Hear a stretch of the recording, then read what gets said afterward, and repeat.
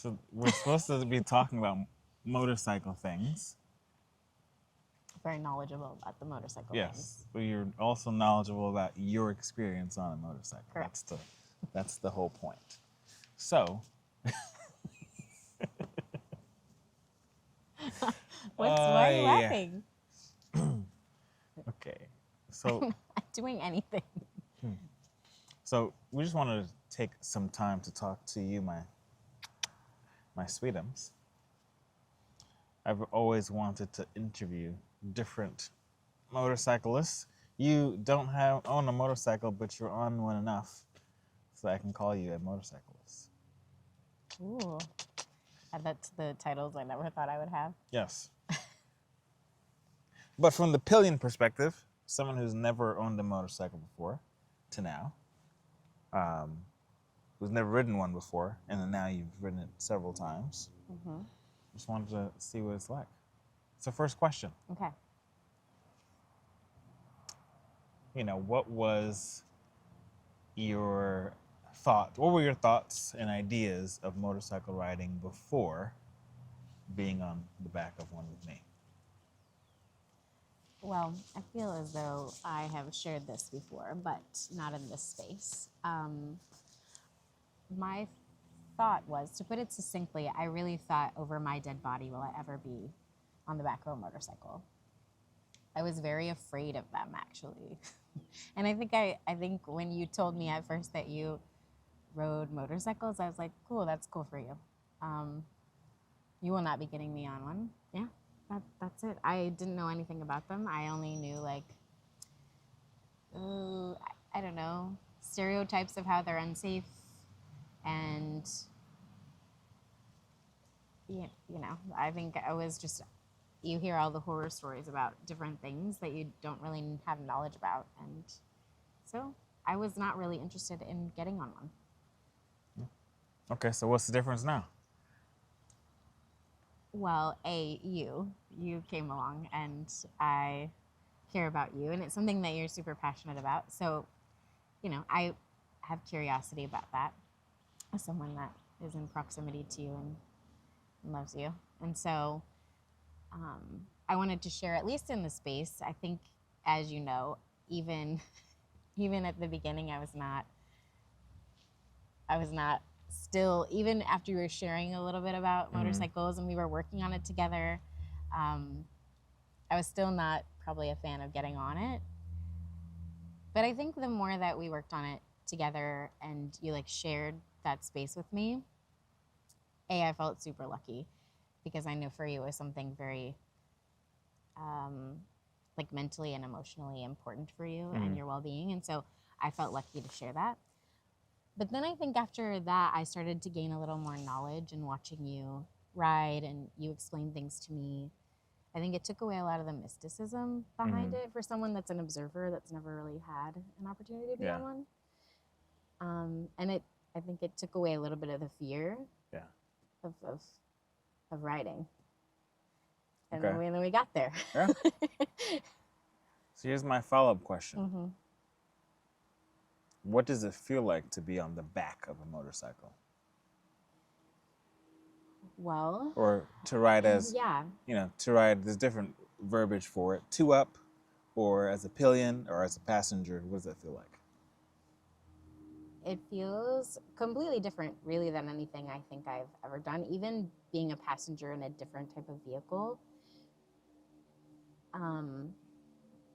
the experience of being on a motorcycle is very open and actually very relaxing in a weird way, because I trust you.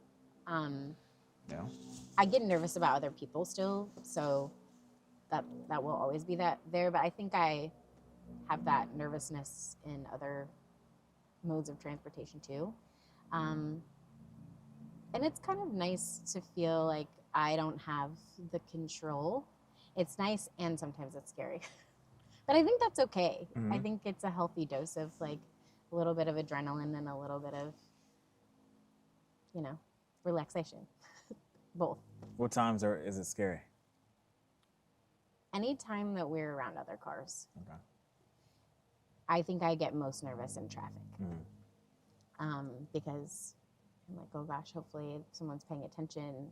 But if it's just us on like we rode out to the lake the other day, Yeah. and it was really just us on the road, that's very, I don't know. I was so relaxed that I was like, am I going to fall asleep right now? I didn't.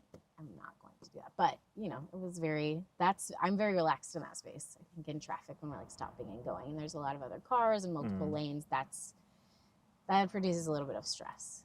Okay. What's something that we did leading up to you getting on it regularly that helped you be a passenger? Yeah. I think there were a few things that come to mind. The first was probably like just us working on projects on the bike, and not me necessarily having my hands on them, but being able to see the machine as a machine and like understand that I have a scientific brain, so it helps me to be able to put together pieces and understand things. Yeah. But then when I finally was ready to get on the motorcycle as your passenger princess, I think having the right gear. We had like the pants and the jacket and the helmet, and it wasn't just like a free for all. Like, good luck. Yeah. So that made me feel safer, and then practicing getting on and off the bike and doing short rides around the parking lot. And even so much that I was like, okay, I don't need to do this one more time. And yet we did it several more times. But then, I was ready. I was ready to go on a short ride, and we did that. And we worked our way up to a little bit longer distances. I'm writing down what you said. What? Gear. No, I'm thinking about I'm thinking about B-roll and stuff. Oh, okay. Did I say something that would somehow be ammunition for you in a future discussion? Working on the bike. Okay. I would say it was probably pretty good that we went through a whole process of hand signals and nonverbal communication to get on, to get off. Yeah. What it's gonna be like, the leaning, the turning. Oh yeah. All of that, where to sit on it, when to get off. I think all of that is important to think about when you're training someone who's not been on. You gotta have all those things. Well, you sent me a couple of videos ahead of time that were like do's and don'ts of being a motorcycle passenger, and so that's literally all. When I'm on the back of the bike, sometimes I'll just like, we're about to turn, like, don't lean, or like lean with mirror the yep. mirror the driver. So all of that. I had forgotten about the hand signals and everything like that. Yeah. Where not to touch on the bike, because when I think the first time I got on it, I was thinking about getting on it like a horse. Like I put my leg on the peg, and then I like flung my other, because that's how you get on a horse. Yeah. And that was not the way that I should have gotten on a motorcycle. And you were like, hey, you're very patient with me. You're like, hey, next time, don't do that. Yeah. That's true. That's true. Yeah. So there's a possibility of a second bike. How do you feel about that? I feel okay with it. With the type that we've been talking about. Yeah, to be honest, I'm fine with the idea of a second bike. I think making sure it's the right time is a big part of it. That's huge. It's a big part of it. Yeah. Yeah. So am I fine with another? Yes. Which is a different answer than I would have given you 4 months ago. For sure. Exactly. You've come so far.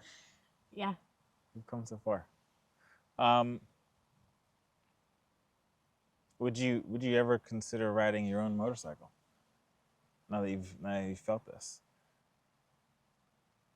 I would maybe think about it. Look at that. Right? Maybe. Perhaps I could maybe eventually see getting there. Yeah. I think I could definitely see you on it. I know you could. I know Yeah. you could. You have a lot of faith in me. You have the mind for it and everything. Yeah. Yeah, I could definitely at least learn, you know, Mhm. even if I don't necessarily ride on my own, I think learning how to handle it would be a valuable skill. Yeah. So, and it's better for the environment, which is always That a is plus true. for me. So, That is true. as long as you keep on the catalytic converter. Ah. you Give and didn't. take. Give and take. It's a give and take. Mm, Sounds better. You like the sound. You like the sound of the exhaust compared to that Kawasaki that was I coming. mean, I have earplugs in, so Yeah.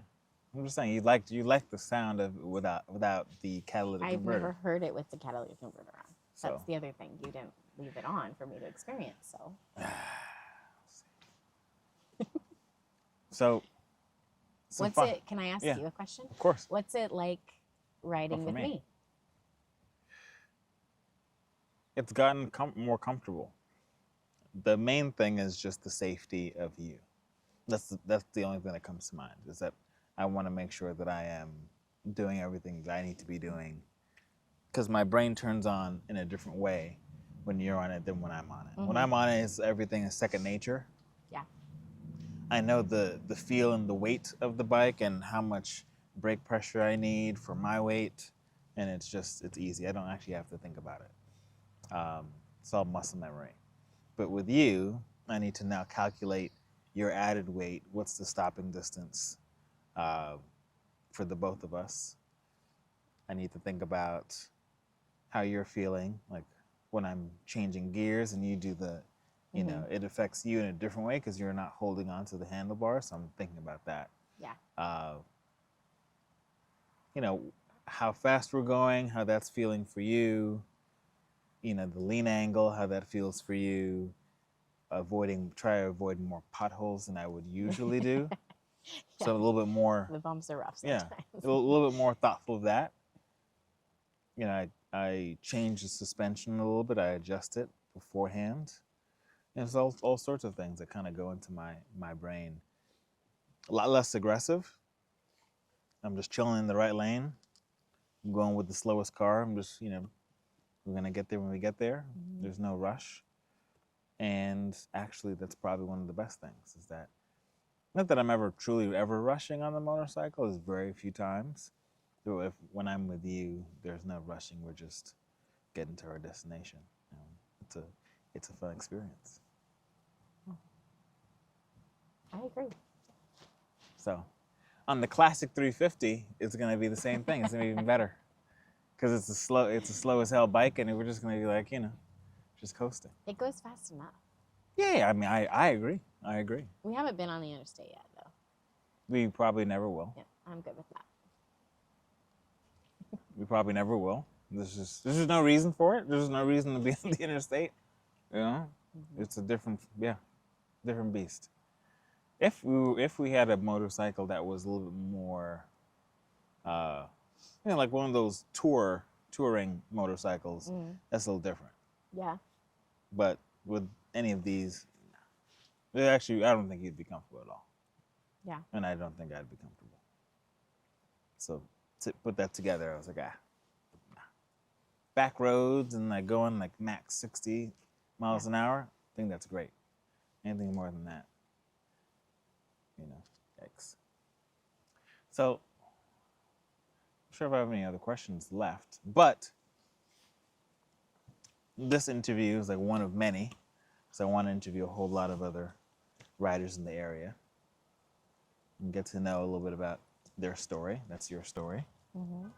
Colby Gardner, that's her story. And we have much more to add to our story. It's you. Yeah. All right. That's it. We're going to go for a little ride, go to the next location, and see you later.